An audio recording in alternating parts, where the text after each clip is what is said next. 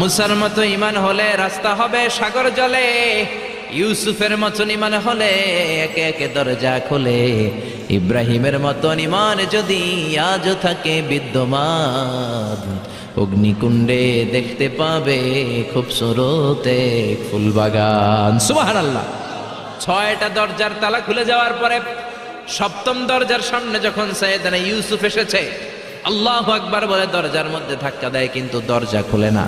পিছন দিয়ে জুলাইখা আসরা নাই, আউলা কেশে পাগলা বেশে জুলাইখাও দৌড় দিয়েছে সাইয়েদনা ইউসুফকে ধরার জন্য। ঠিকই ধরে ফেলেছে, সাইয়েদনা ইউসুফের জামায় ধরে টান দেয়াতে সাইয়েদনা ইউসুফ আলাইহিস সালামের জামার পেছন দিয়ে ছিঁড়ে গিয়েছে। ইন দা মিন টাইম দরজাটাও খুলে গিয়েছে। দরজা খুলে যাওয়ার পরে দুইজন তাকিয়ে দেখে আজিজে মেসের দাঁড়ানো, জুলাইখার স্বামী দাঁড়ানো। জুলাইখার স্বামী এই দৃশ্য দেখে তো অবাক, কিরে রাত বাজে 2টা, ইউসুফ